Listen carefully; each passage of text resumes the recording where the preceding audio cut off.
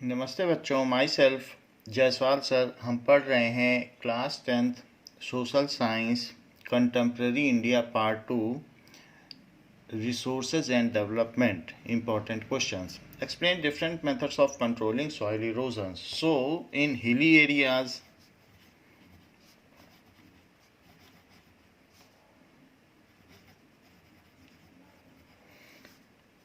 we can plowing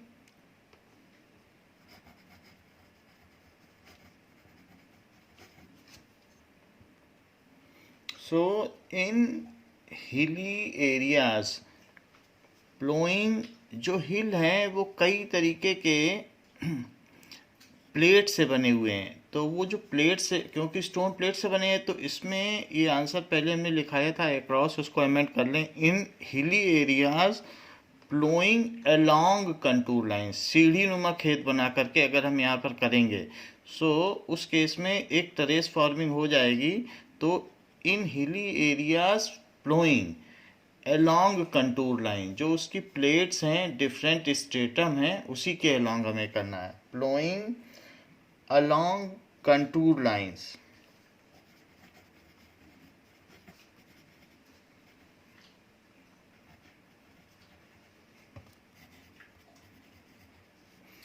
Can slow down the flow of water. Can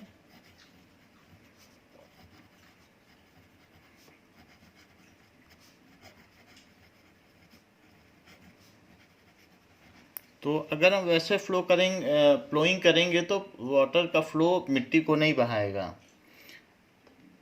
down the slope,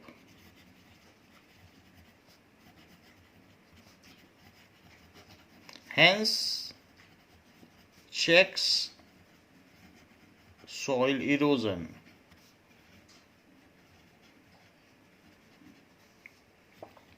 Now, steps such type of farming is called terrace farming. ये जो अगर हम ploughing along contour line करेंगे तो उसको terrace farming कहेंगे। Such farming is called terrace farming.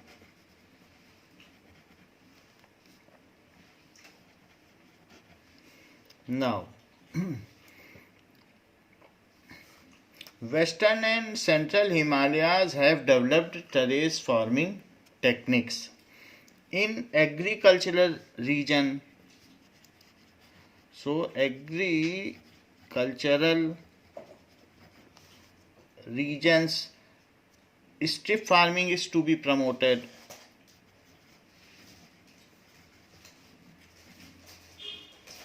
यानी बीच में ग्रास छोड़ देना है। Strip farming is to be done.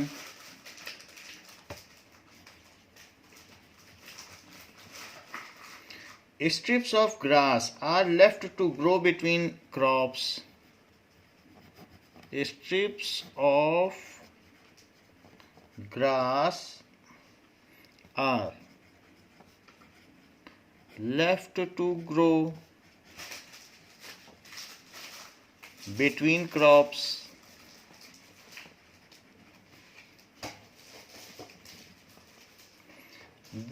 This breaks up the force of wind. इससे wind erosion नहीं होगा. This breaks up the force of wind. तो एग्रीकल्चरल एरिया में हमें ऐसा करना है। एग्रीकल्चरल एरिया यानी प्लेनर एरिया जहाँ खेती होती है। This method is called strip cropping. तो इसको स्ट्रिप क्रॉपिंग भी कह सकते हैं, जैसे स्ट्रिप फार्मिंग कहा गया है। It is also called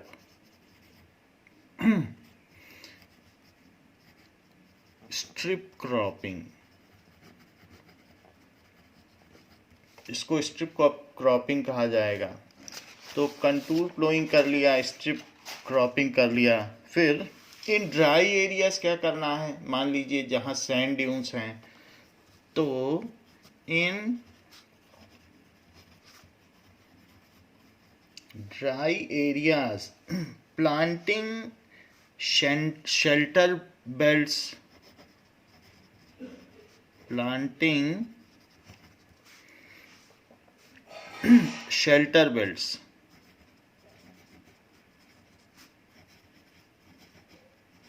That is trees in a single line.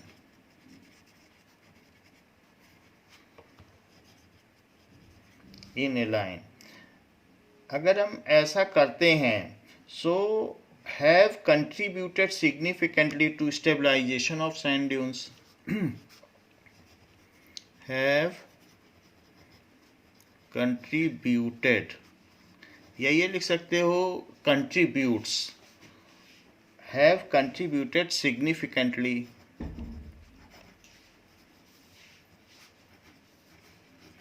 to the stabilization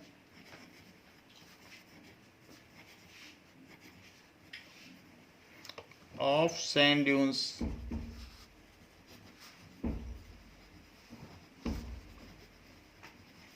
तो इससे सैंड ड्यून्स आगे इधर उधर शिफ्ट नहीं होते हैं. And stabilised and confined the desert in a certain place. confined the desert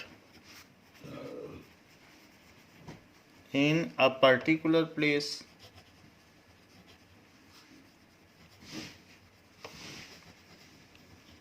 तो अगर डेजर्ट है तो ऐसी फार्मिंग ठीक रहेगी. Next is in industrial and सब अर्बन एरियाज, जहाँ पर थोड़ा काम भी होता है, खेती भी होती है. तो इन इंडस्ट्रियल एंड कस्बों में, शहरों में भी नहीं, गाँव में भी नहीं, कस्बों में. एंड सब urban areas. Proper management of wasteland, control of mining activities, proper discharge and disposal of industrial effluents, and wastes after treatment can reduce land and water degradation. तो इस वजह से वहाँ पर भी सॉइल इरोजन नहीं होगा, सॉइल ठीक रहेगी. तो वहाँ क्या करना है? Proper management. प्रॉपर, क्योंकि वहाँ खेती भी हो रही है, साथ में माइनिंग भी हो रही है, तो हमें क्या करना चाहिए? Proper management of waste land,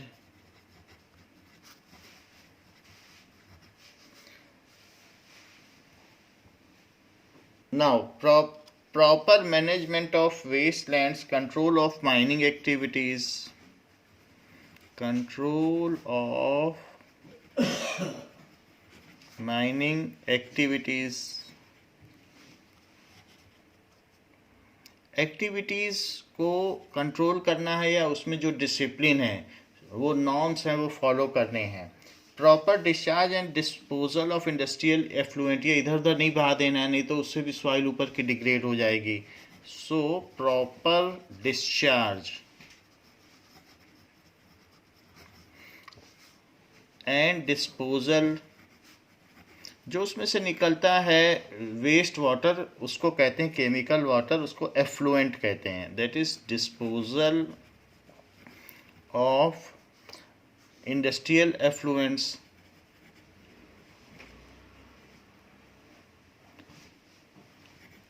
उस एफ्लुएंट को अगर आप सीधा भी वाटर बॉडी में डालोगे तो सारी वाटर बॉडीज़ की जो वहाँ का फिशरीज़ हैं वो सारा मर जाएंगे. तो इसलिए उसको ट्रीट करके डालना है, और वो काफ़ी गर्म भी होता है पानी. सो एफ्लुएंट्स को ठीक से ट्रीट करके डालना है. एंड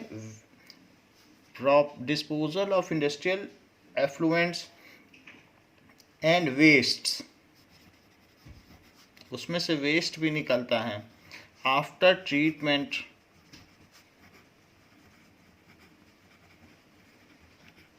so can reduce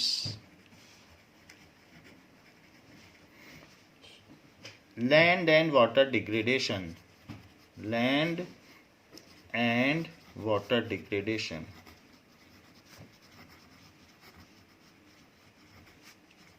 तो ये बोला गया है कि सॉइल इरोजन रोकने के क्या क्या उपाय हैं। सो डेजर्ट में क्या है, हिली एरिया में क्या है, एग्रीकल्चरल एरिया में क्या है, और चौथा है इंडस्ट्रियल एंड सबर्बन एरियाज में क्या है। ये एक इम्पॉर्टेंट क्वेश्चन है।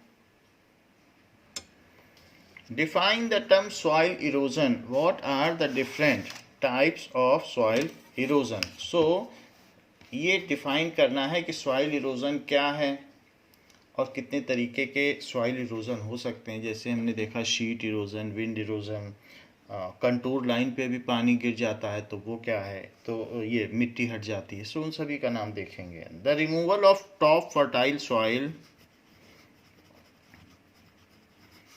Of top fertile soil cover due to various reason. Top fertile soil cover due to various reasons like wind, glacier and water.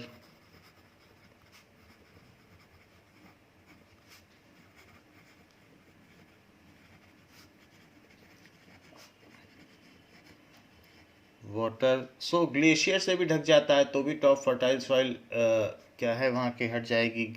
तो एवलांशे आ जाता है, कहीं बर्फ बहुत गिरती है ऊपर से, तो उस सब से भी टॉप फर्टाइल सॉइल पूरी ढक जाती है और ख़राब हो जाती है। It is called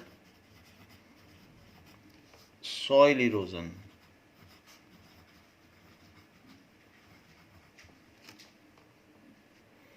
now different types of soil erosion.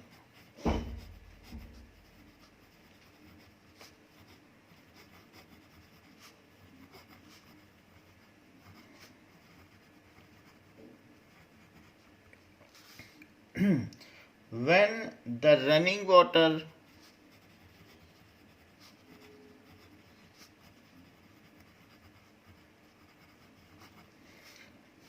cuts through the clay soil and makes deep channel, जिसको gullies कहते हैं। When the running water cuts through the clay soil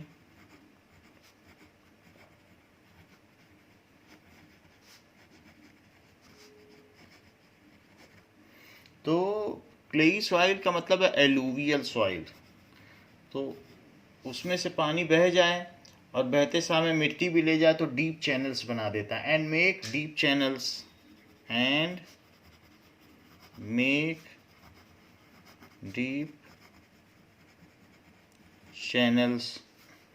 they are called gullies. They are called, तो due to the formation of gullies the land becomes unfit for cultivation, क्योंकि उसमें deep channels बन गए हैं। So due to formation of gullies the land become unfit for cultivation.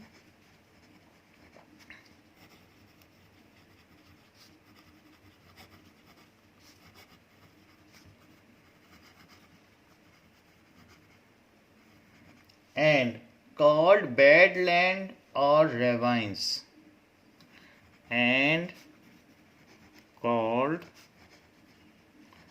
bad land और ravines, उस पर खेती नहीं की जा सकती।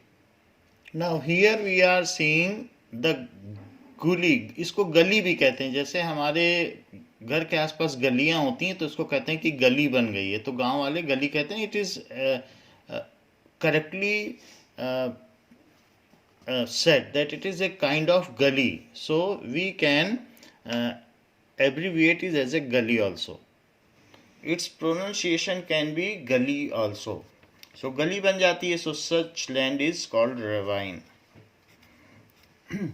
Next is when the top soil is washed away due to heavy flow of water down the slope. तो थोड़ा सा भी स्लोप है तो ऊपर की टॉप सॉइल निकल जाएगी, क्योंकि हिमालय से अगर हम देखें, हिमाद्री से गंगा सागर की तरफ तो स्लोप ही है। सो हिमालय में अगर आप देखोगे तो वो 8800 मीटर है, जबकि गंगा सागर 0 है, तो धीरे धीरे तो स्लोप ही है। तो वो मिट्टी, टॉप सॉइल, वो स्लोप बहुत लंबे ड्यू कोर्स में है, काफ़ी लंबे एरिया में, हिमाद्री से गंगा सागर की तरफ। तो सॉइल तो चली जाएगी, अगर बाढ़ आएगी, फ्लड आएगा, तो टॉप सॉइल जो रिमूव होगी तो वो गंगा सागर की ओर जाकर बे ऑफ बंगाल में गिर ही जाएगी। तो उस तरीके को कहते हैं sheet erosion. When the top soil is washed away,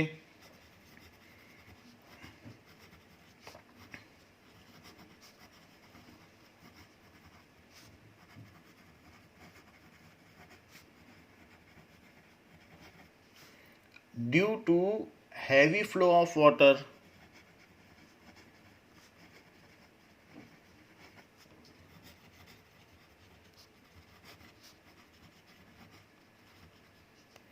down the slopes,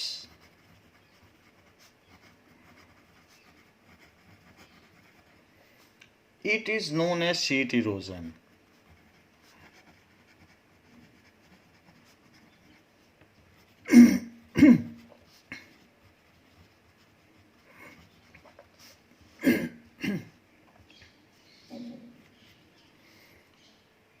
Next is when the top fertile soil blows off due to wind, it is called wind erosion.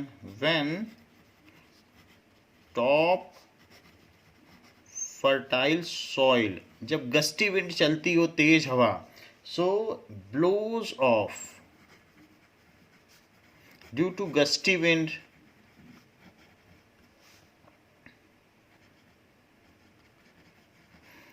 it is called, सो तीन तरीके के erosion हुए, एक गली की वजह से erosion हो गया, एक sheet erosion, and third is wind erosion.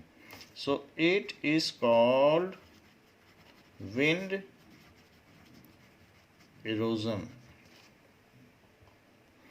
Why is resource planning a complex process? ये कॉम्प्लेक्स प्रोसेस क्यों है? कि कैसे उसका इक्विटेबल डिस्ट्रीब्यूशन करना है, कैसे उसे कंजर्व करना है, स्टेट वाइज कैसे उसको डिस्ट्रीब्यूट करना है, क्योंकि किसी स्टेट में कोई चीज़ ज़्यादा है तो दूसरे स्टेट में दूसरी चीज़ ज़्यादा है। So how it is to be plan, तो प्लानिंग तो करना है, तो गवर्नमेंट लेवल पर प्लानिंग होता है, म्यूनिसिपल लेवल पर भी प्लानिंग होता है कि रिसोर्स जैसे पार्क है या कोई भी चीज़ है, कम्युनिटी एसेट्स हैं, तो वो उसका भी रिसोर्स है, तो उसे कैसे दिया जाए, तो हर एक चीज़ की प्लानिंग होती है। But it is a complex process. How it is a complex process? Now resource planning is a complex process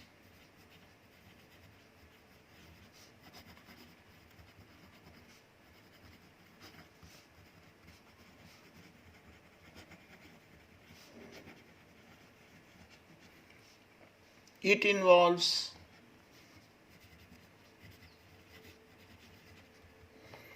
identification and keeping record of resources. कहाँ कहाँ रिसोर्सेस हैं, पहले तो उसी का सर्वे करो। So identification and keeping records of resources,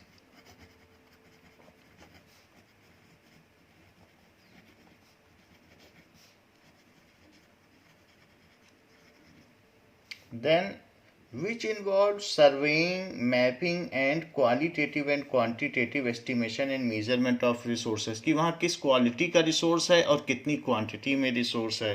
तो ये जो चीज़ हम मैपिंग करेंगे तो उसमें कई चीज़ें आ जाएंगी। which involves, उसमें काफ़ी पैसा भी खर्च होगा और बाहर से भी स्पेशलिस्ट कई बार बुलाने पड़ते हैं। सो which involves सर्वेइंग,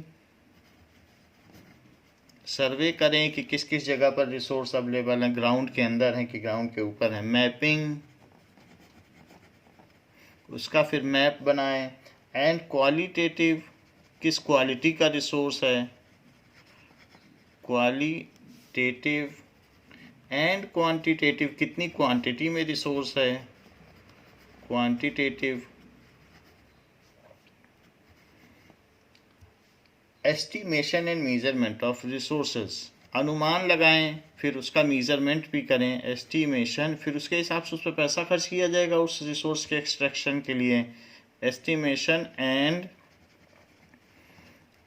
मेजरमेंट मान लीजिए राजस्थान में तेल के कुएं मिल रहे हैं, सो पेट्रोलियम वेल्स, तो कितना वेल है, ऐसा ना हो कि हम डिगिंग कर दें, बहुत पैसा लगा दें और थोड़ा सा ही निकले। तो ये एस्टिमेशन ज़रूरी है, और किस क्वालिटी का ये भी ज़रूरी है पता करना।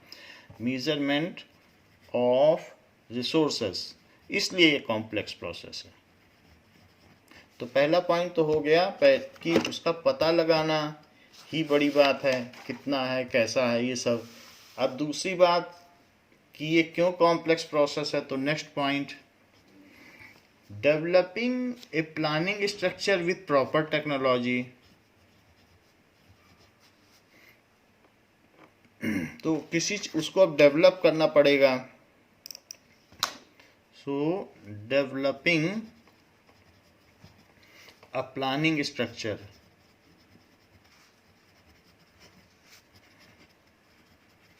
कि कैसे उसका डिस्ट्रीब्यूशन करना है या कैसे अब एक्सट्रैक्ट करना है। पहले तो आपने पता लगा लिया कि कितना रिसोर्स है, विथ प्रॉपर टेक्नोलॉजी।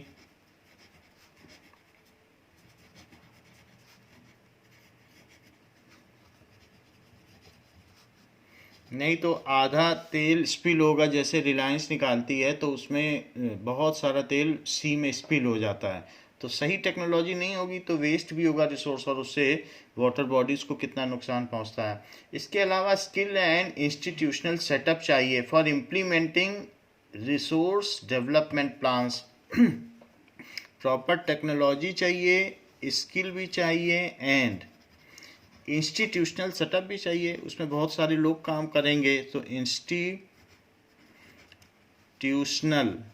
सेटअप, जैसे आपने देखा कि इंटरडिपेंडेंस है, नेचर से आपने रिसोर्स लिया, टेक्नोलॉजी का यूज़ किया, अब इंस्टीट्यूशनल सेटअप किया कि उससे निकालें, दोहन करें। इंस्टीट्यूशनल सेटअप, और इन सब में ह्यूमन इन्वॉल्व है फॉर इम्प्लीमेंटिंग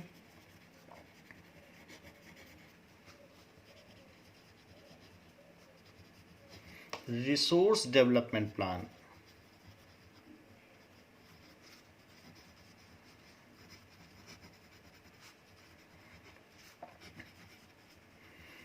जैसे राजस्थान में जो मार्बल है उसकी क्वेरिंग होती है, जबकि झारखंड में कोल की माइनिंग होती है। तो ज़मीन के ऊपर से तो क्वेरिंग है, अंदर से है तो माइनिंग है, और कई बार डिगिंग भी करनी पड़ती है, बोरिंग करनी पड़ती है, जैसे तेल के कुएं हैं। तो कुछ ना कुछ करके हम उसको डेवलप करें अब रिसोर्स को, जिससे कि वो हमारे यूज़ में आ सके।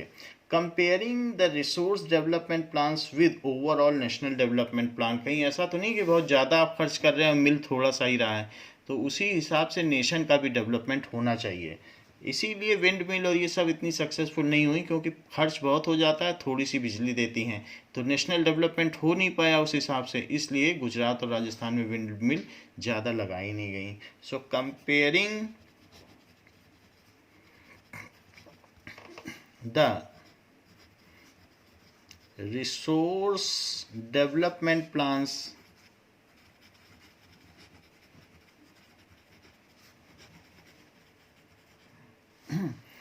with overall national development plan,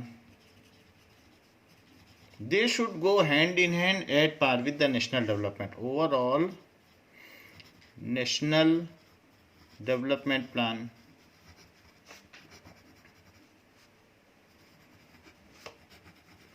there are various potential resources, लेकिन उसका हमने ना एक्सट्रैक्शन किया है ना यूज़ किया है, क्योंकि इंस्टीट्यूशनल सेटअप में उसमें बहुत पैसे का खर्च आता, इसलिए वो जहाँ पड़े हैं वैसे ही पड़े हुए हैं। तो हमारे इंडिया में भी ऐसे बहुत सारे रिसोर्सेज हैं, क्योंकि उसके इंस्टीट्यूशनल सेटअप में खर्च बहुत है। तो हमने उसका फिर सर्वे में भी बहुत खर्च है, ऐसी ऐसी जगह पर है, तो इसलिए उसको हमने यूज़ नहीं किया। Describe any two important characteristic of each type of soils of India. तो हम जानते हैं 6 टाइप्स ऑफ सॉइल्स हैं, सबके दो दो फीचर्स लिखने हैं। तो सबसे पहले alluvial soil,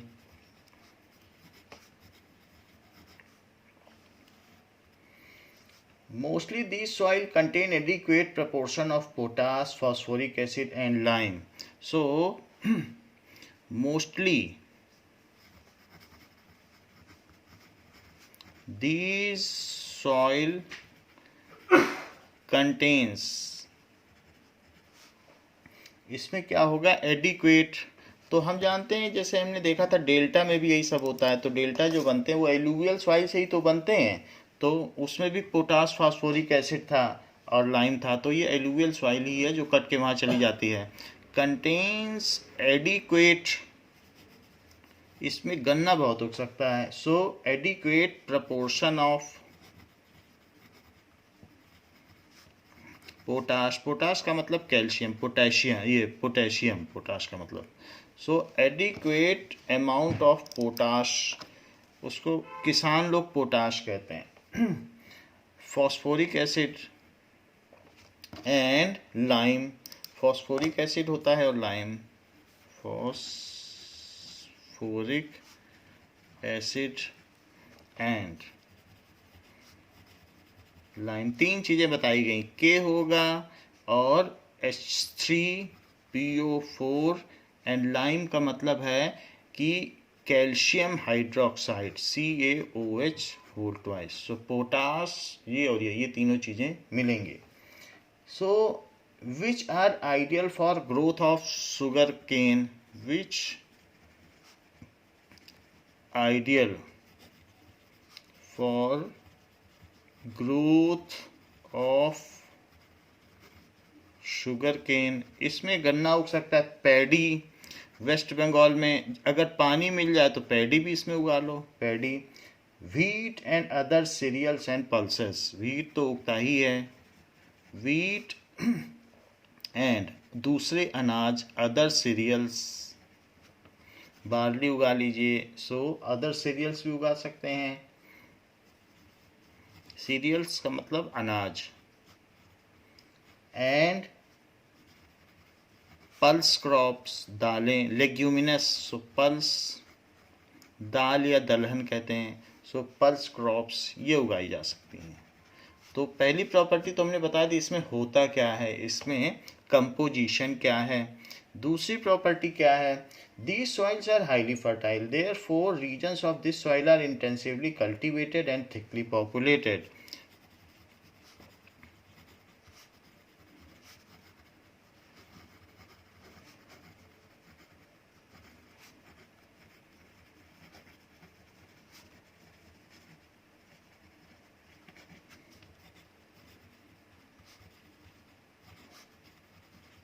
so these are intensively, पूरी तरीके से इंच इंच जिसका कल्टीवेशन हो जाए उसको कहते हैं इंटेंसिवली, और अगर इंच इंच ना कल्टीवेशन हो तो एक्सटेंसिवली।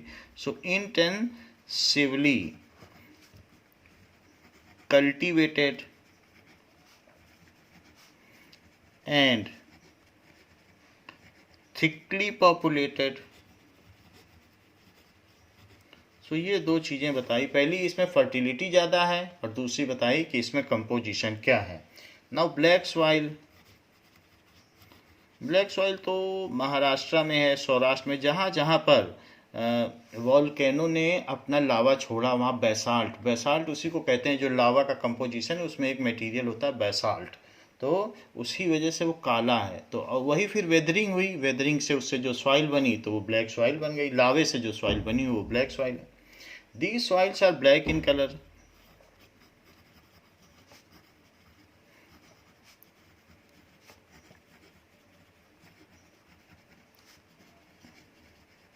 ये महाराष्ट्र, सौराष्ट्र और मालवा, इसके अलावा मध्य प्रदेश में पाई जाती हैं। Soils are black in color and are also known as, and are also known as, इसका क्या और भी कोई नाम है, रेगुर और ब्लैक कॉटन सॉइल, रेगुर और black cotton soil. So it is pronounced as regur, so it is known as regur or black cotton soil and ideal for growing cotton.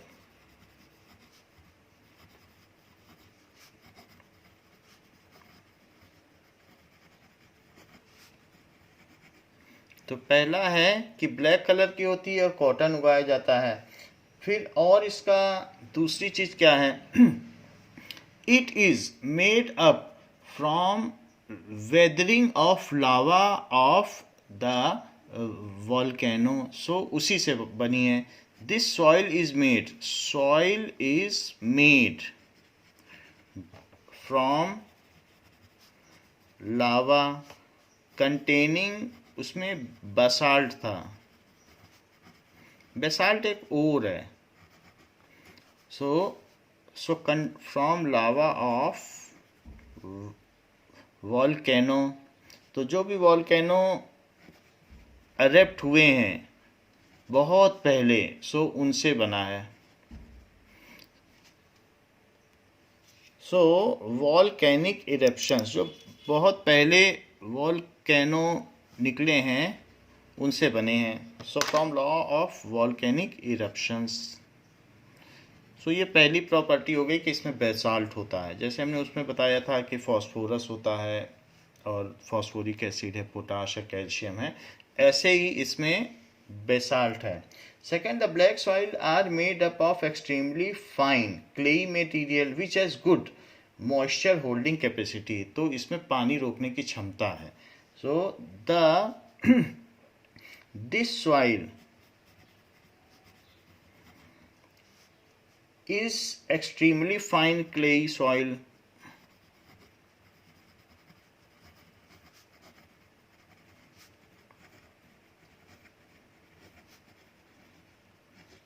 तो which has good moisture holding capacity, कभी कभी इसके भी कुल्हड़ बनते हैं तो वो काले होते हैं। विच हैज़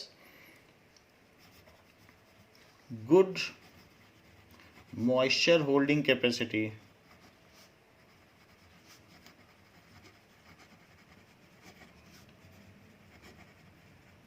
इसी वजह से इन रीजन्स में दो rainfall is lesser than also good cropping pattern can be seen, क्योंकि इसके पास मॉइस्चर होल्डिंग कैपेसिटी है। Third is red and yellow soil.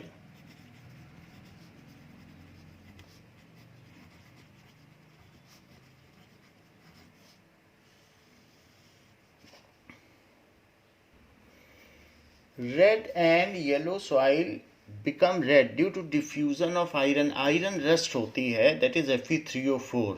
so ferric oxide, उसके डिफ्यूजन की वजह से इन क्रिस्टलाइन एंड मेटामॉर्फिक रॉक्स में डिफ्यूज हो गया आयरन, तो ये रेड हो गई हैं। इसमें आयरन की बहुतायत होती है। सो इट बिकम्स रेड, सो या इट बिकेम रेड, ये रेड हो चुकी है। सो इट बिकेम रेड, क्यों रेड हो चुकी है? ड्यू टू डिफ्यूजन, पूरी तरीके से आयरन मिल गया है, डिफ्यूजन ऑफ आयरन, बल्कि आयरन का ऑक्साइड है, फेरिक ऑक्साइड, Fe3O4 की वजह से।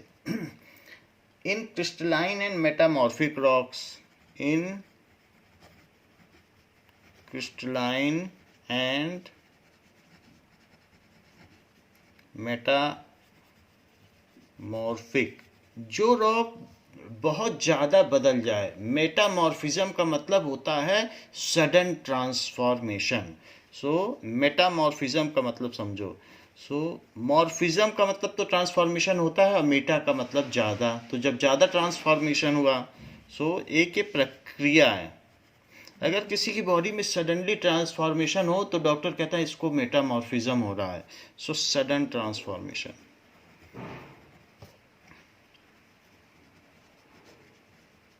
तो अगर ऐसी कोई रॉक है जो बहुत जल्दी जल्दी वेदर करने लगे, पूरा टूट जाए, तो उसको मेटामॉर्फिज्म कहते हैं। सो इन क्रिस्टलाइन एंड मेटामॉर्फिक रॉक्स, तो और रेड तो फेरिक ऑक्साइड की वजह से हुई है। Next is it looks yellow when it occurs in hydrated form. It looks yellow when it is in hydrated form. सो जैसे मॉइस्चर को नमी ज़्यादा मिल जाती है तो मॉइस्चर येलो भी दिखने लगता है, ये आयरन को हाइड्रेटेड फॉर्म में। Fe2O3 भी लिख सकते हैं इसको। Fe2O3 फेरिक ऑक्साइड है तो Fe2O3 लिख लीजिए, Fe2O3। एंड अगर इसी में वाटर हो जाए XH2O साथ में और आ जाए तो फिर ये येलो हो जाएगी। तो वाटर अगर साथ में आ गया तो ये येलो हो जाती है। Next is laterite soil. तो हमने देख लिया इसमें आयरन की अधिकता है। फिर लेटराइट सॉइल में किस चीज़ की अधिकता है? ये तो हमें मालूम है कि ये लेटराइट रॉक से बनी है, लेकिन इसमें एल्यूमिनियम ज़्यादा है। सो humus content of soil is low because most of microorganisms, particularly the decomposers like bacteria, get destroyed due to high temperature। तो ये कर्नाटका में पाई जाती हैं। ये रेड एंड येलो सॉइल, ये भी कर्नाटका, उड़ीसा, इसको मैप में देख सकते हैं। लेटराइट सॉइल जो लेटराइट रॉक से बनी है, it contains aluminium and humus content इसमें बहुत कम है। Humus content is low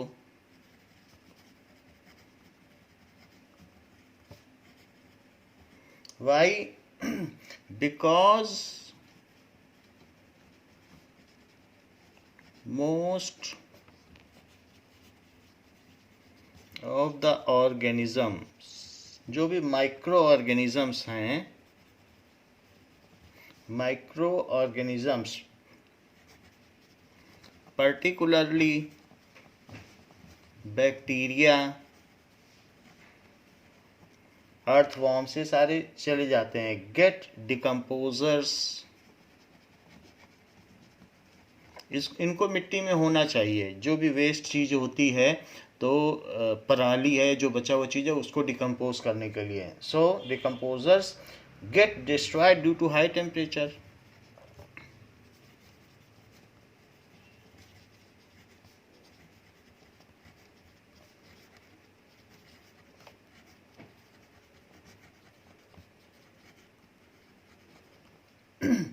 Next, these soils are suitable for cultivation with adequate doses of manures and fertilizations। तो इसमें होता क्या है, ये एसिडिक होती हैं। These soils are acidic in nature। तो इसमें चाय उगाई जा सकती है, कॉफ़ी। इसका pH 6.5 होता है और 6 के करीब भी चला जाता है। So these soils are acidic in nature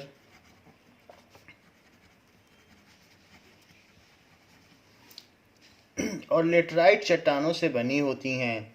so it is suitable for cultivation. ये तभी सूटेबल हैं, सूटेबल फॉर कल्टीवेशन। कब सूटेबल हैं?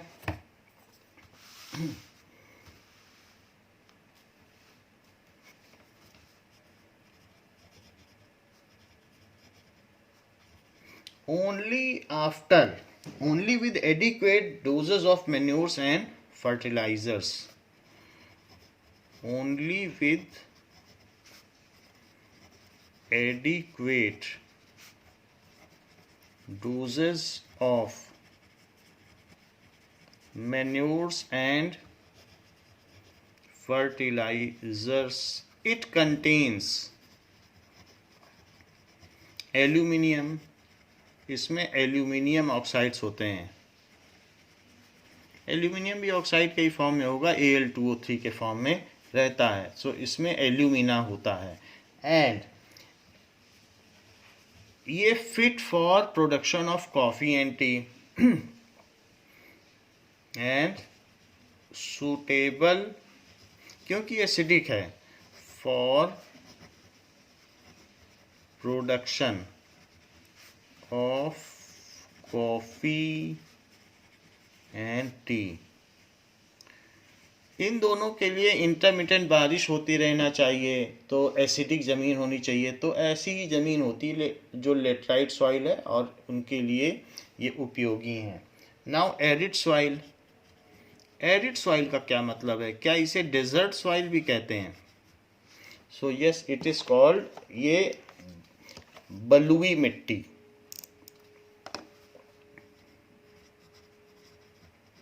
डेजर्ट सॉइल, बलुई मिट्टी, लाल मिट्टी, चिकनी मिट्टी, दोमट मिट्टी, ऐसे कई तरीके की मिट्टियाँ होती हैं। तो ये बलुई मिट्टी का प्रकार है। So arid soils are vary from red to brown in colour. It vary from brown to red in colour, sandy in texture, छूने में अगर आंख बंद करके छुओ तो सैंडी इन टेक्सचर ऐसा होता है। So and do not hold water, water holding capacity is very low. Water, बालू में कितना पानी रुकेगा? Holding capacity is very low, तो इसमें पानी नहीं रुक सकता है। They are generally saline in nature and common salt is obtained from it by evaporating water। तो ये कोस्टल एरिया में होती हैं। So they are mostly in coastal area, saline in nature, and salt, common salt is obtained from it। Common salt is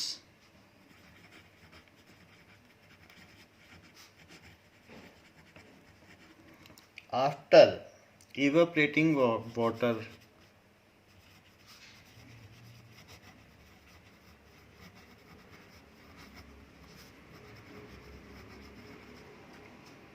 So this is arid soil, बलुई मिट्टी। Forest soil, कुछ लोग इसे माउंटेनियस सॉइल भी कहते हैं। So soil texture varies according to mountain environment where they are found, कितनी height पर है उसके हिसाब से। So soil texture varies according to mountain, कि पर्वत के कितने हिस्से पर है, कितनी ऊंचाई पर है, अकॉर्डिंग टू माउंटेन एनवायरनमेंट। क्योंकि हाइट के हिसाब से माउंटेन का एनवायरनमेंट भी बदलता है। Where they are formed,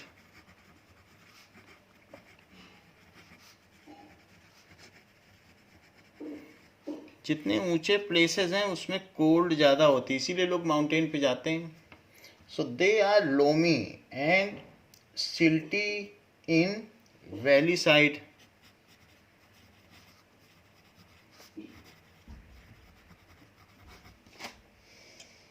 So loamy, that it is very rich mixture of clay, sand, इसमें सैंड भी होगी, क्ले भी होगा, एंड सिल्ट, जो पहाड़ों से निकली हुई पत्थर के टुकड़े हैं छोटे छोटे, वो सिल्ट भी होगा, जो अभी मिट्टी बनना है। सिल्ट का मतलब अभी वो मिट्टी बनेगा। सो और जो मिट्टी बन के अब उसने अपना न्यूट्रिएंट्स खो दिया है, वो अब सैंड हो गया। और क्ले जो अभी ताज़ी मिट्टी है। तो ये एक तरीके का पास्ट है, ये फ्यूचर है, और ये प्रेजेंट है। मिट्टी के ये तीन टेंस हैं। So very rich, have high quantity of nutrients, ये लोमी तो होती हैं, इनके और भी गुण हैं। So they are loamy and in valley sides and coarse grained in upper slopes. In valley, जब नीचे आओगे तो वहाँ पर ये लोमी है, घाटियों में। Valley sides and coarse grand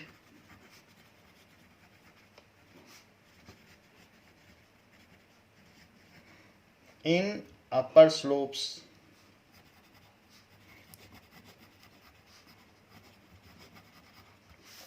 So such is the texture of forest soil composition. Over a period of time, land has degraded. Next question. Up to an extent. Give an example. Explain how human activities are responsible for it. Explain any 4 human activities which are mainly responsible for land degradation in India. ऐसे कोई 4 कारण बताइए जिससे जमीन की गुणवत्ता में कमी आई है. So human activities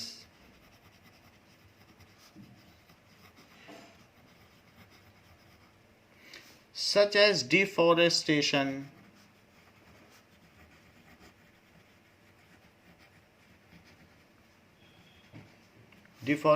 किया गया, ओवर ग्रेजिंग, किसी जगह ओवर ग्रेजिंग कर दोगे तो वो डेजर्टिफाइड हो जाएगी ज़मीन. And mining contributed significantly. Mining से इतना गुबार उड़ता है कोयले का और इन सब चीज़ों का कि आसपास के पेड़ पौधे सब खराब हो जाते हैं. Contributed significantly.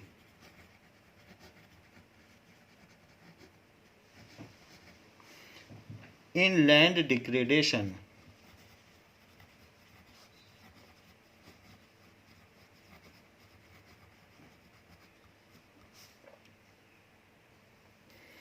कैसे? First point, mining sites are abundant after mining work is complete, leaving deep scars and traces of overburdening. So mining sites are abundant. तो माइनिंग में एक जगह से आपने माइनिंग कर ली, फिर वो जगह छोड़नी पड़ती है, दूसरी जगह करनी पड़ती है, तो उसे लोग ऐसे ही छोड़ देते हैं. Abundant after mining work is complete.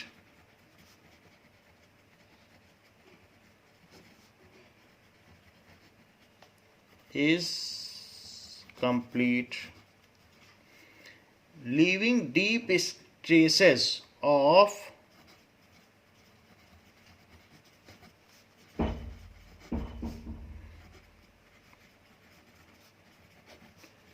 जो डस्ट है या फाइन पार्टिकल्स जो माइनिंग के हैं. सो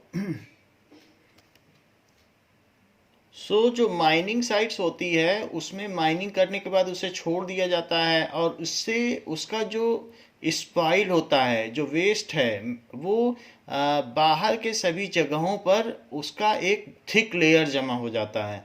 तो उसको कहते हैं ओवरबर्डनिंग.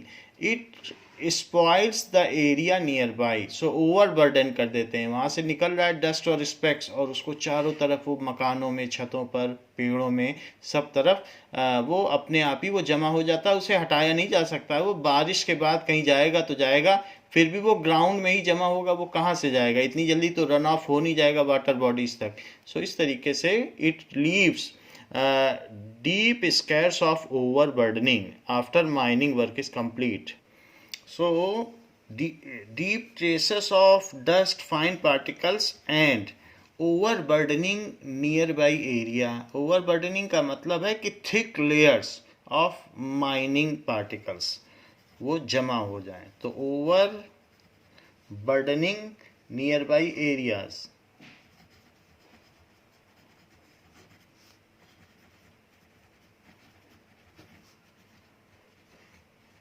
एक ही जगह से तो माइनिंग की नहीं जा सकती, तो माइनिंग का प्लेस बदलना होगा. जब वहाँ से आपने कोई भी आइटम एक्सप्लॉइट कर लिया है तो अब दूसरी जगह जाना पड़ेगा, तो वो प्लेस ख़राब होता जाता है. नेक्स्ट चीज़, तो एक तो पहली चीज़ है, इस तरीके से हमने इकोलॉजिकल बैलेंस को ख़राब किया, ह्यूमन एक्टिविटीज़ ने डिग्रेड कर दिया है लैंड को. दूसरी चीज़, फिर वो अनफिट हो जाएगी कल्टीवेशन के लिए. So in Jharkhand, Chhattisgarh, Maharashtra, Madhya Pradesh, Orissa, deforestation is occurred due to mining. In states like Gujarat, Rajasthan, Madhya Pradesh and Maharashtra, over grazing is one reason for land degradation. तो अलग अलग जगहों पे अलग अलग रीज़न है. माइनिंग से भी डिफॉरेस्टेशन हो सकता है. सो इन झारखंड में डिफॉरेस्टेशन हो गया है माइनिंग की वजह से. झारखंड, छत्तीसगढ़,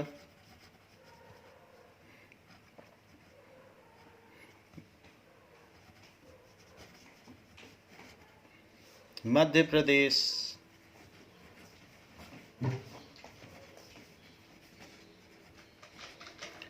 एंड उड़ीसा। सो यहाँ पर डिफॉरेस्टेशन अकर्ड, तो ये भी एक प्रूफ है कि ह्यूमन एक्टिविटीज का deforestation has occurred due to mining.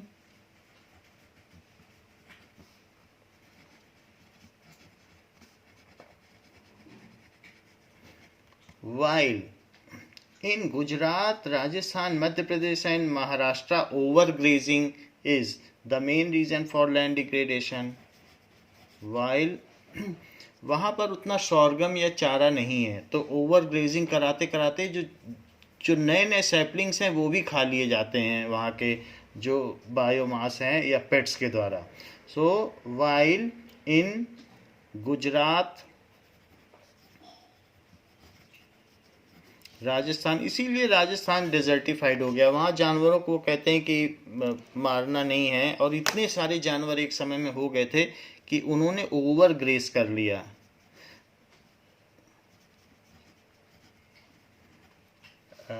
जैसे काले हिरन का शिकार नहीं करना है, ऐसे वहाँ पर कहा जाता है, तो वो लोग उसकी पूजा करते हैं। Madhya Pradesh and Maharashtra, Madhya Pradesh and Maharashtra,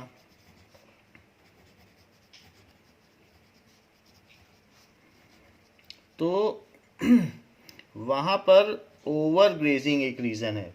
over grazing is main reason for land degradation.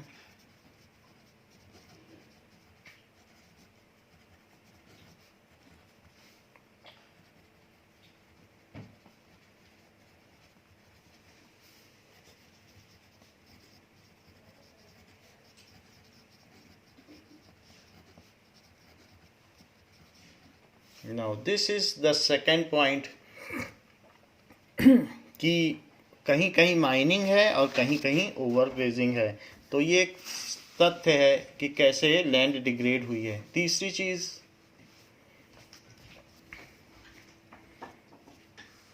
Now in Punjab, Haryana, western Uttar Pradesh, over irrigation एक नई चीज़। ओवर इरिगेशन भी खराब है।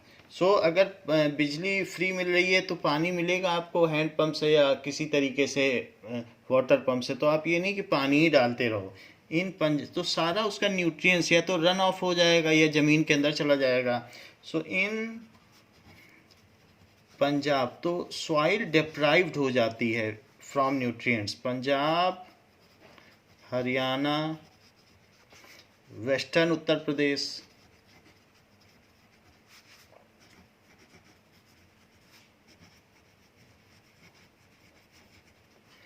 Over irrigation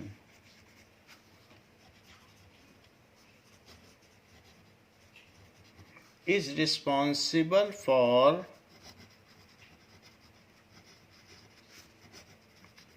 land degradation.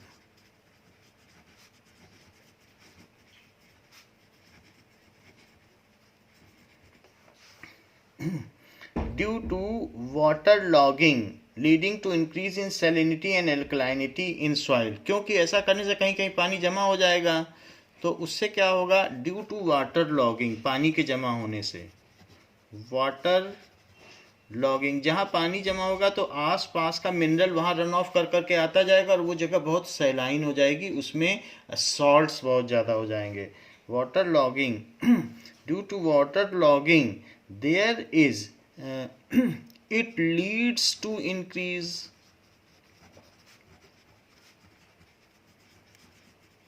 in salinity and alkalinity, या तो सैलाइन हो जाएगा, उसमें एसिडिटी भी हो सकती है, और एल्कालिनिटी उसमें, या फिर एल्कलाइन हो जाएगा। यानी या तो एसिडिक हो जाएगा या बेसिक हो जाएगा, कुछ ना कुछ हो ही जाएगा इन द सॉइल। तो वो भी एक रीज़न है।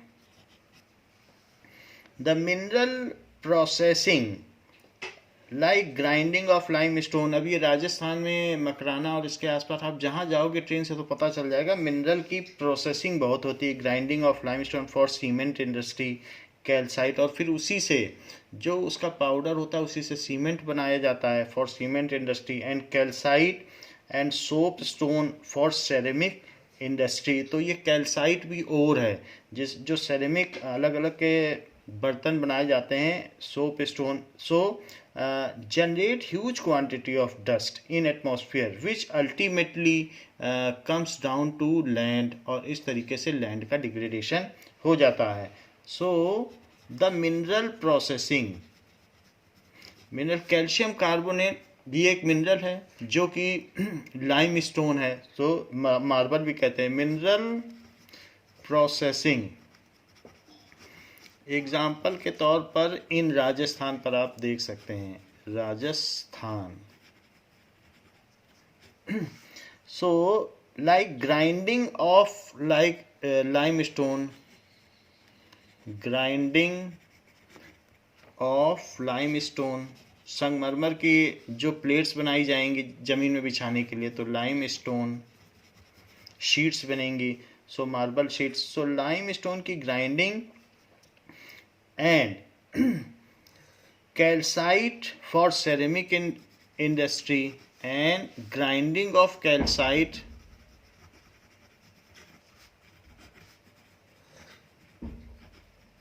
वो भी कैल्शियम का ही है, calcite for ceramics industry.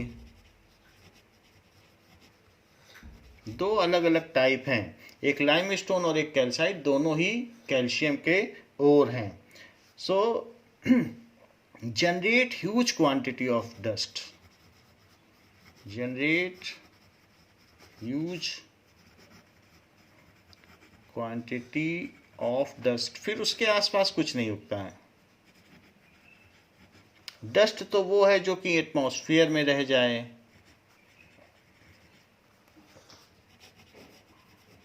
in atmosphere which retards the process of infiltration of water। फिर ऐसा अगर डस्ट आ गया तो पानी जमीन के अंदर परकोलेट नहीं होगा, तो परकोलेट नहीं होगा तो जमीन के अंदर वाटर लेवल कम हो जाएगा, and it settles down on land. So which, उससे क्या होगा, which retards the process of infiltration of water, the process of infiltration of water, जमीन के अंदर पानी जाएगा ही नहीं। प्रोसेस ऑफ इनफिल्ट्रेशन, इनफिल्ट्रेशन का मतलब क्या है, परकोलेशन। परकोलेशन का मतलब क्या है कि सीप्स थ्रू, जमीन के अंदर पानी का छन के जाना, उसको कहते हैं percolation. Retard the process of infiltration and settles down on ground, और वही पानी जमा हो जाएगा, कीचड़ बन जाएगा। सेटल्स डाउन ऑन ग्राउंड, तो इस तरीके से ये रिटार्ड कर देता है। Now industrial effluents as waste have become a major source of land and water degradation. Industrial effluents ऐसे ही फेंक दिए जाते हैं, बहा दिए जाते हैं। सो industrial effluents as waste have become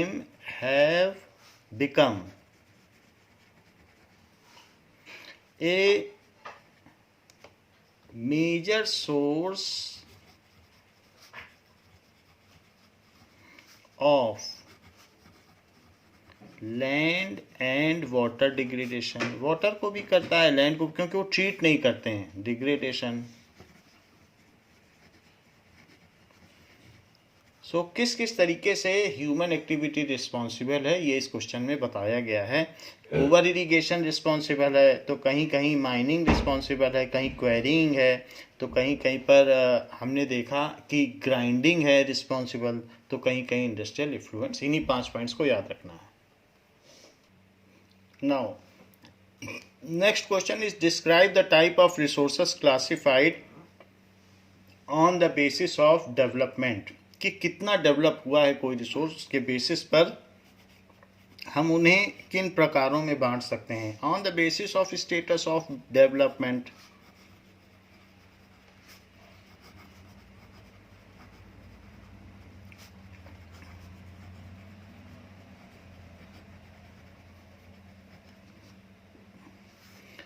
Resources are classified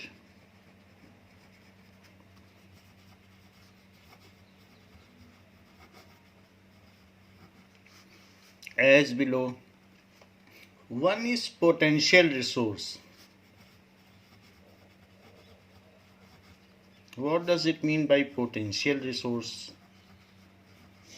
So, potential resources are found in a region but have not been utilized. Found in a region, जैसे हमारी बॉडी में पोटेंशियल है कुछ करने का, लेकिन अभी हमने कुछ किया नहीं है तो पोटेंशियल है। Found in a region but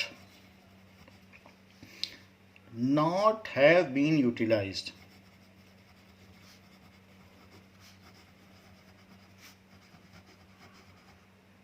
so उसको यूटिलाइज नहीं किया गया। For example, the western part of India, Rajasthan and Gujarat have enormous potential for development of wind and solar energy but have not been used yet. So, example, western part like Gujarat and Rajasthan has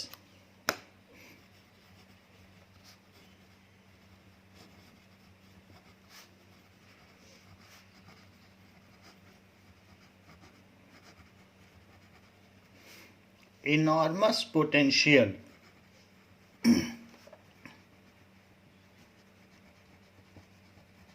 of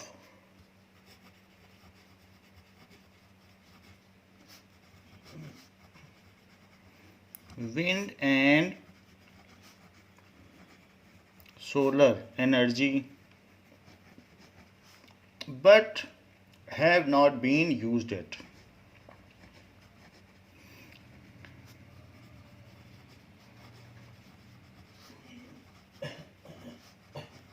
So such resources are known as potential resources, जिसको कि use किया जा सकता है, अभी नहीं use किया गया। Due to some constraints, due to non-availability of technology, due to money involved in it, so money constraints भी होते हैं। Develop the resources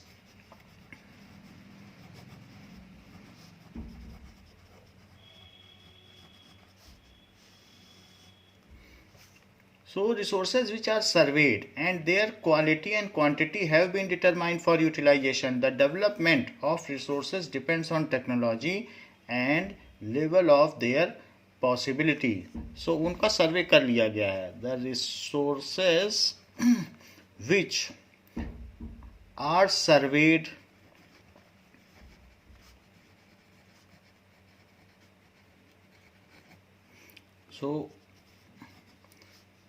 and their quantity and quality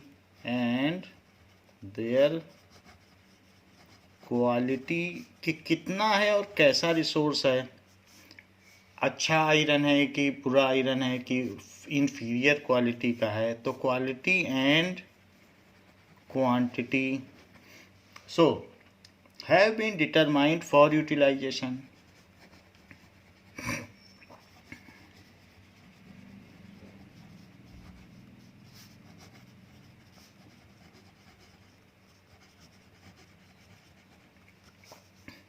The development of resources depend on technology and level of their possibility. Now, for example,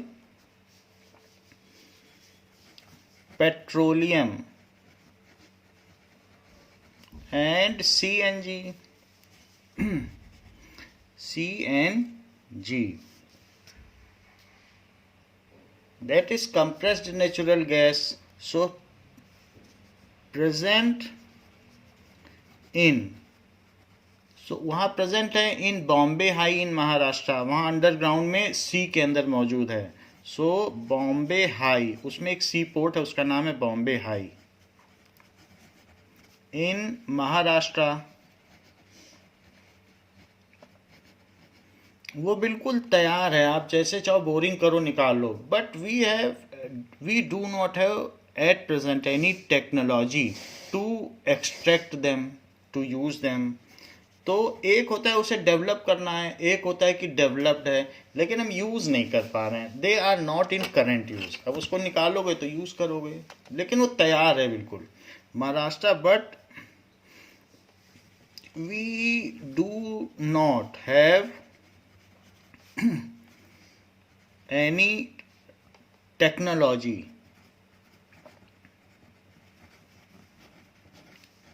to extract them. तो इस तरीके से हम उसे कहेंगे so they are not in current use.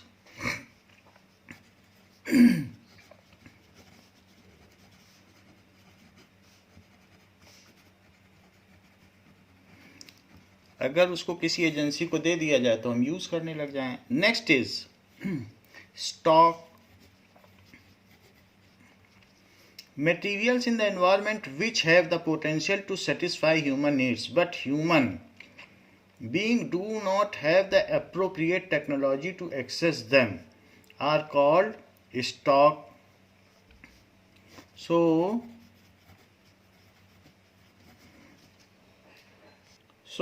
materials in environment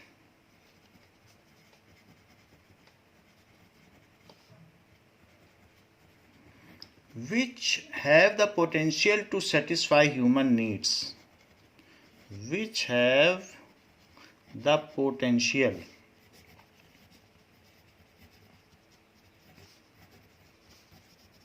to satisfy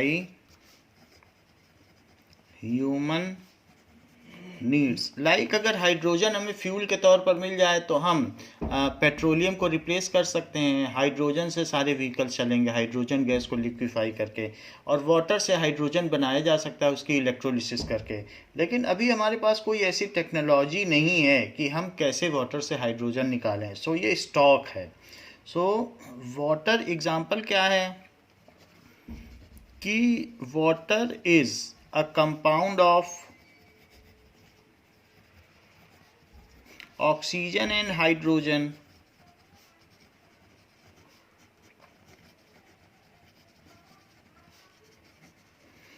but which is a rich source of energy. Hydrogen is a rich source of energy, a fuel है, is a fuel and rich source of energy। इसको rocket में भी use किया जाता है, तो rich source of energy है, but due to lack of appropriate technology they are still unused. But due to lack of appropriate technology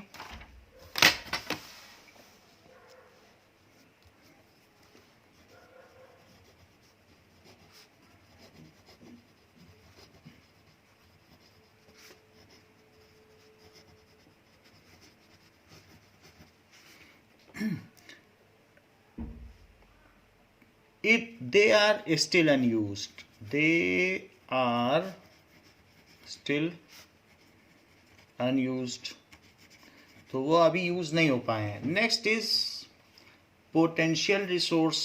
potential resource हो गया, डेवलप्ड रिसोर्स हो गया, स्टॉक हो गया। Next is reserves.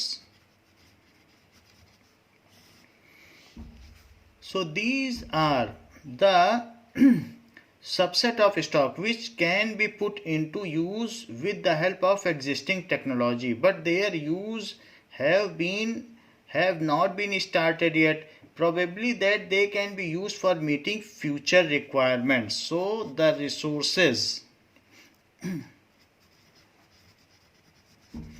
which are kept as reserved, which are kept as reserves for meeting future requirements of forthcoming generation,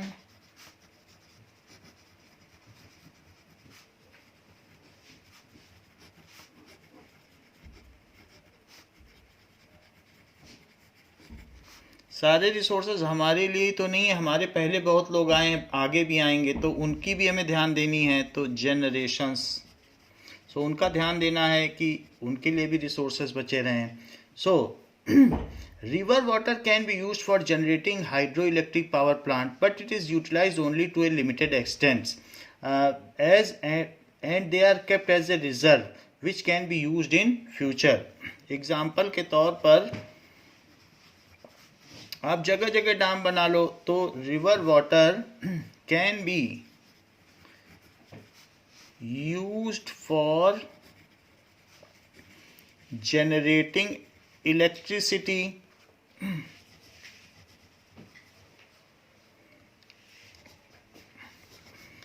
by making hydroelectric power plants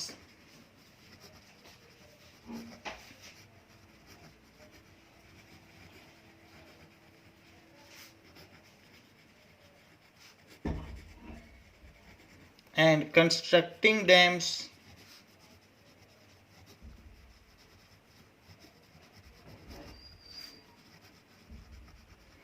but it is restricted as they are, it is kept reserved for the future. जगह जगह dam बना लोगे तो आगे पानी ही नहीं पहुंचेगा, but it is restricted as future reserve.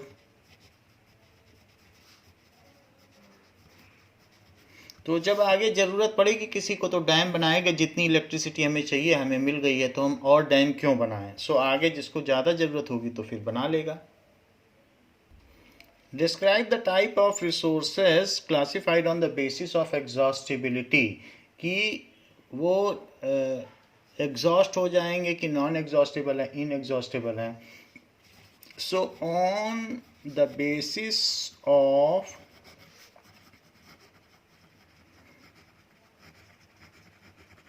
exhaustibility, resources can be classified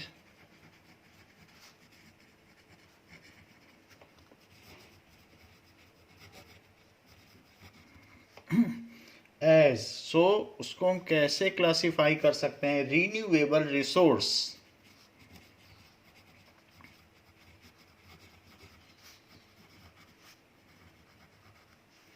so renewable resource, the resources which can be used again and again. The resources which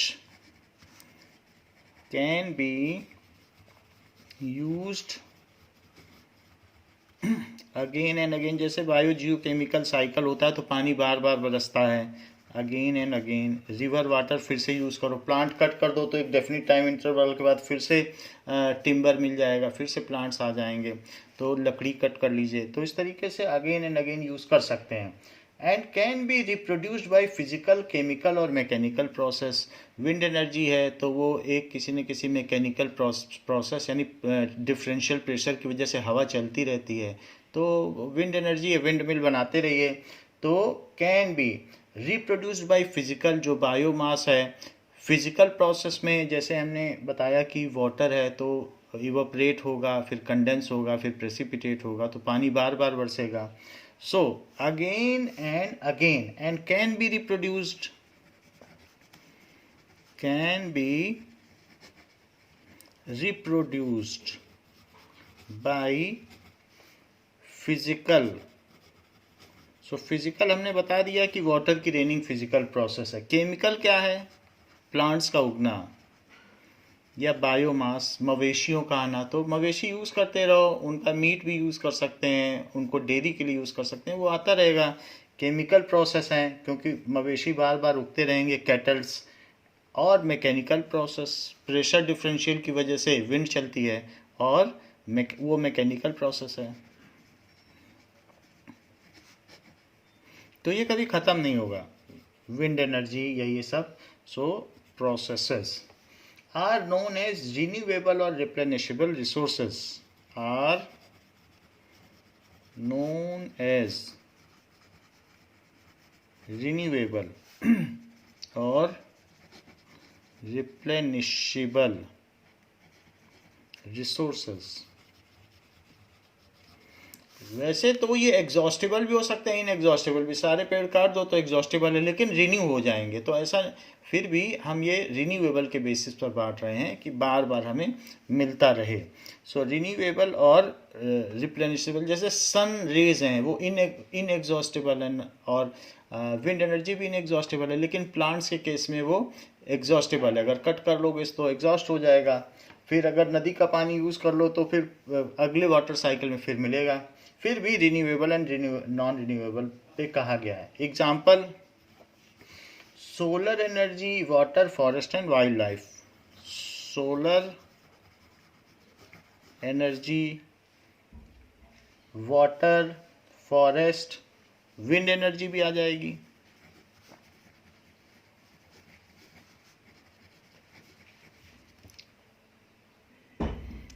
water,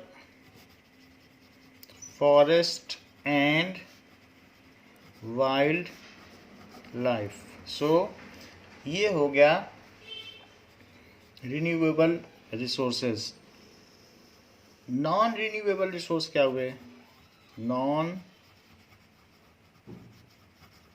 renewable resources. So non-renewable resources, the resources which take millions of years in their formation, the resources which took millions of years for their formation, and if they are consumed, then they are not immediately available.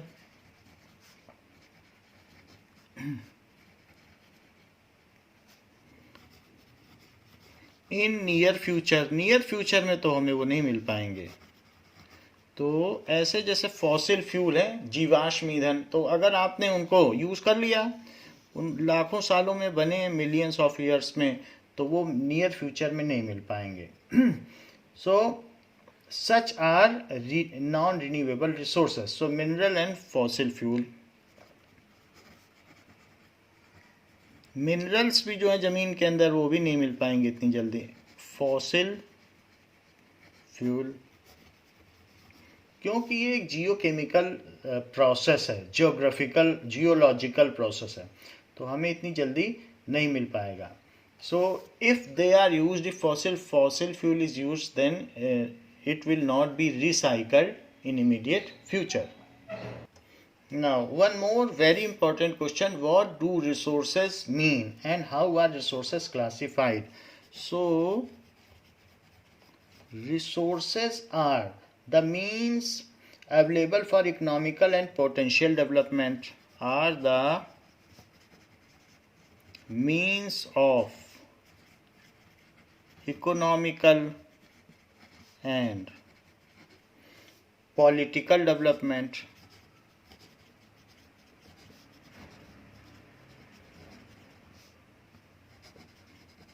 Political development का मतलब हम अपने आसपास की topography बदल सकते हैं। तो आर्थिक और सामरिक विकास का माध्यम है जो संपदाएं हैं, प्राकृतिक संपदाएं, such as mineral wealth, labour force.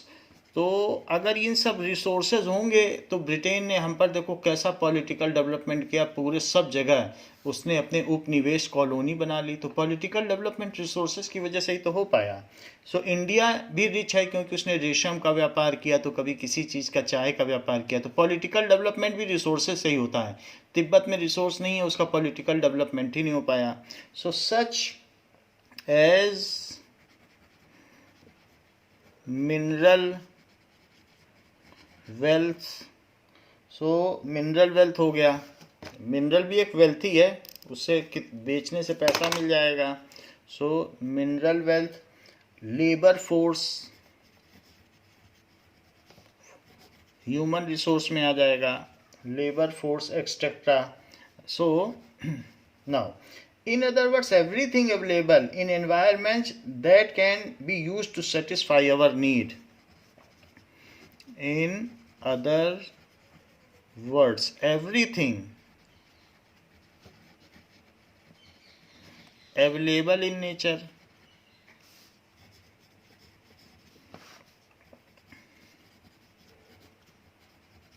that can be used to satisfy our need, जो हमारे काम आ सके, जो हमारी आवश्यकताओं की पूर्ति कर सके. So satisfy our needs is called resource. उसे रिसोर्स कहेंगे. It is technologically accessible, economically feasible and culturally acceptable is called resource. It is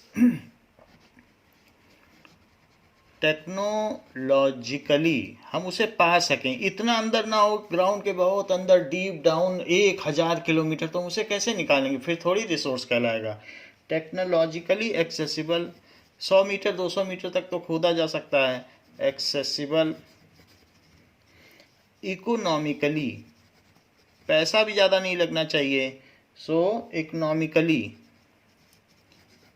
जैसे यूएसए ने आज शेल के बहुत सारे पेट्रोलियम के खोले थे दुकान, पेट्रोल की दुकानें. अब वो 70 रुपये का देता था, जबकि बाकी सब जगह जो दूसरे पेट्रोल थे वो 60 रुपीज़ में मिलते थे. तो सारी शेल की दुकान बंद हो गई, क्योंकि वो इकोनॉमिकली फिजिबल ही नहीं था. महंगा पेट्रोल बिक रहा था शेल का, तो वो बिका नहीं. सारा जो जहाँ जहाँ पेट्रोल की ऐसे थी पेट्रोल पंप सब बंद हो गए शेल के. तो इकोनॉमिकली फिजिबल नहीं है तो आपका पेट्रोल बिकेगा नहीं. feasible and culturally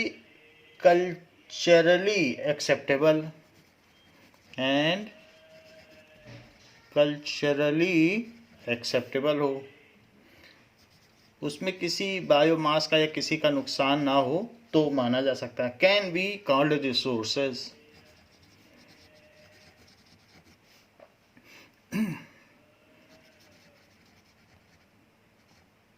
तो उसे रिसोर्स कह सकते हैं. तो पूछा जा रहा है आपसे कि रिसोर्सेस को कितने प्रकारों में वर्गीकृत किया जा सकता है. In how many types they can be divided, ये बात पूछी गई है. So resources can be classified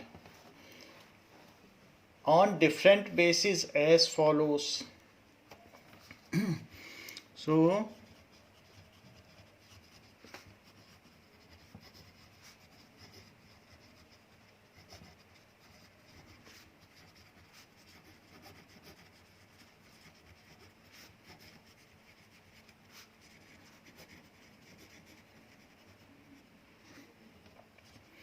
on basis of origin,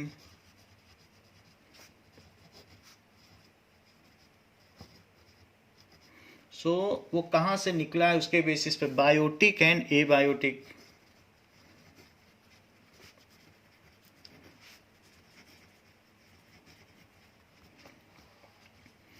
on basis of exhaustibility,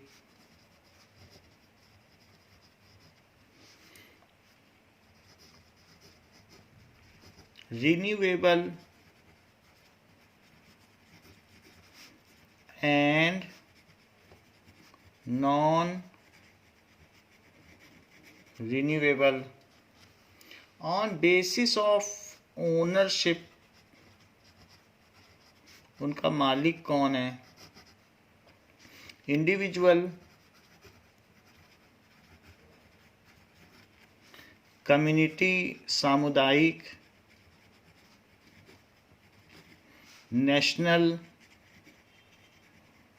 जितनी माइंस हैं वो नेशनल हैं, एंड इंटरनेशनल, समुद्री सीमा 12 नॉटिकल माइल के बाहर.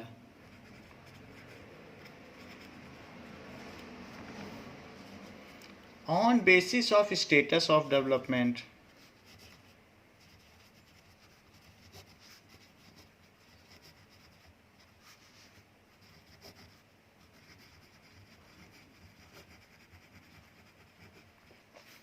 potential developed stock and reserves,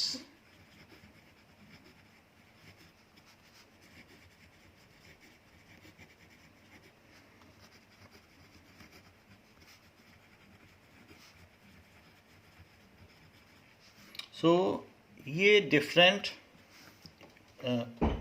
origin के बेसिस पर exhaustibility, ownership and status of development के आधार पर हम प्राकृतिक संपदा का इस प्रकार से वर्गीकरण कर सकते हैं. Next is what is resource planning, why is resource planning necessary in India? Give example. So planning is widely accepted strategy for cautious use of resources. Now हर जगह रिसोर्सेज हैं तो प्लान करके यूज किया जा सकता है, उसी के बेसिस पर सरकार बनती और बिगड़ती है. Planning is a widely accepted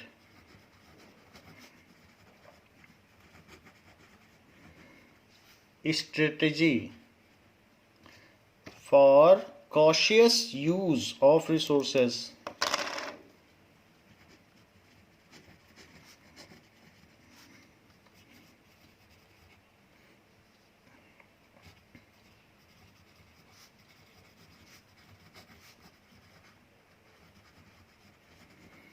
Now, in a country like India, it is very important to follow and execute planning. In a country like India, पूछा जा रहा है कि क्यों इम्पोर्टेंट है, रिसोर्स प्लानिंग क्यों आवश्यक है इंडिया में.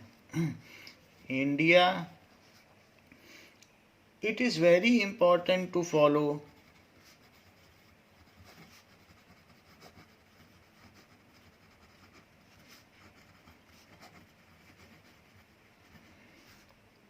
सच एंड एग्जीक्यूट सच प्लानिंग, उसको कार्यान्वित भी करना है.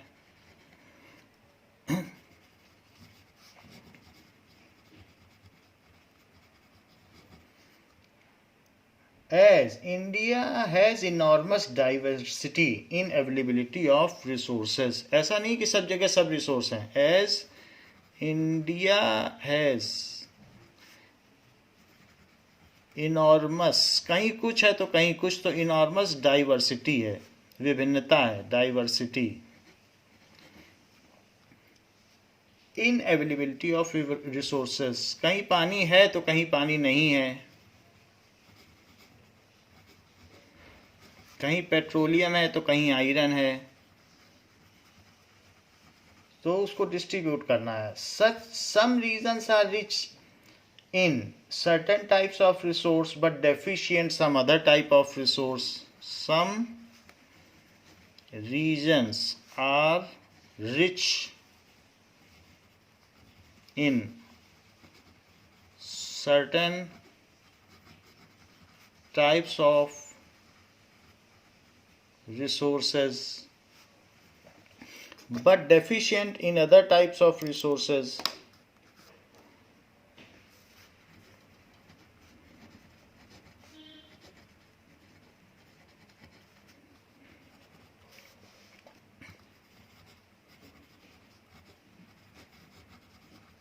Other types.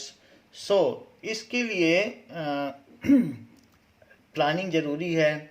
while others have acute shortage of some regions are also such that they have acute shortage of vital resources.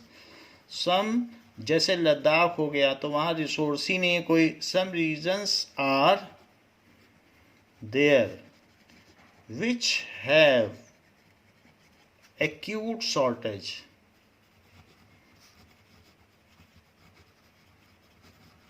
of vital resources. सो इस तरीके से रिसोर्स प्लानिंग तो ज़रूरी है. जब डाइवर्सिटी इतनी है तो रिसोर्स प्लानिंग ज़रूरी है. So the states of Jharkhand क्यों ज़रूरी है, तो उसके कुछ example. The state of Jharkhand, Chhattisgarh,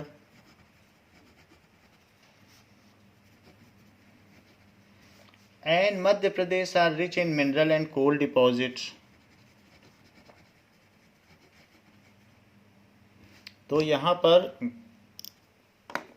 कोयला बहुत है, मिनरल्स भी बहुत हैं. Madhya Pradesh are rich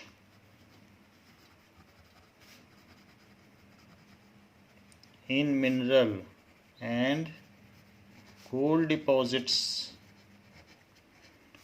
Next, Arunachal Pradesh has abundance of water resources.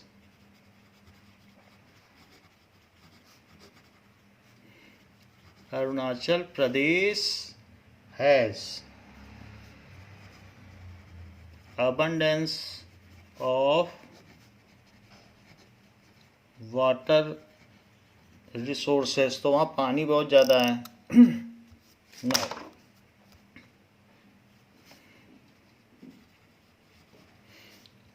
But lakhs in infrastructural development, क्योंकि वहाँ की टोपोग्राफी ऐसी है. बट लैक्स इन ज़्यादातर माउंटेनियस रीजन है infrastructural development.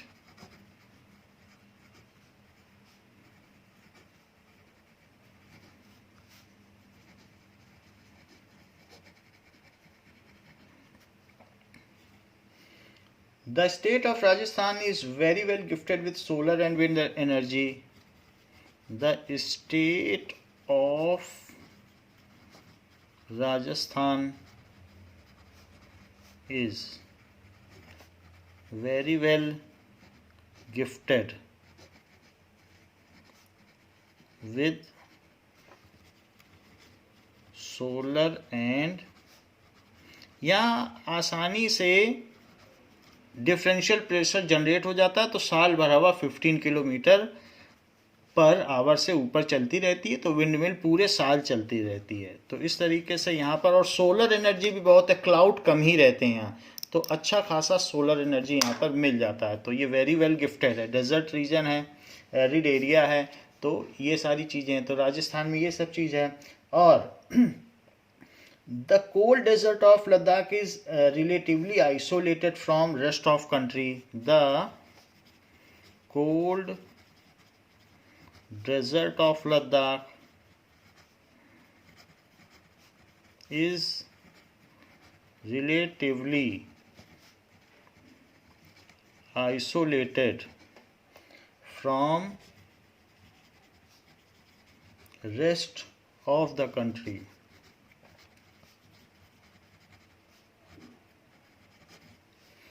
It has very rich cultural heritage.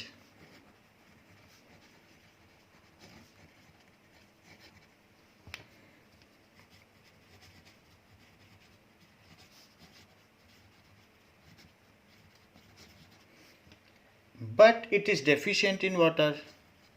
But it is deficient in water and some vital resources. Water भी नहीं है और दूसरे वाइटल रिसोर्सेज भी नहीं है. And other vital resources. तो जो ऊंचे एरिया हैं, पठारी क्षेत्र हैं, प्लेट्यू हैं, तो वहाँ पानी भी नहीं मिलेगा. तो इस तरीके से कुछ मिलता नहीं है. तो वाटर नहीं है. तो ये सारी चीज़ें हैं. तो इसलिए रिसोर्सेस का प्लानिंग ज़रूरी है, जिससे कि सारे स्टेट को सब चीज़ मिल सके. और फिर फर्दर प्लानिंग चाहिए विद इन स्टेट, जिससे कि उनका इक्विटेबल डिस्ट्रीब्यूशन हो सके. It should not gate concentrated in few hands.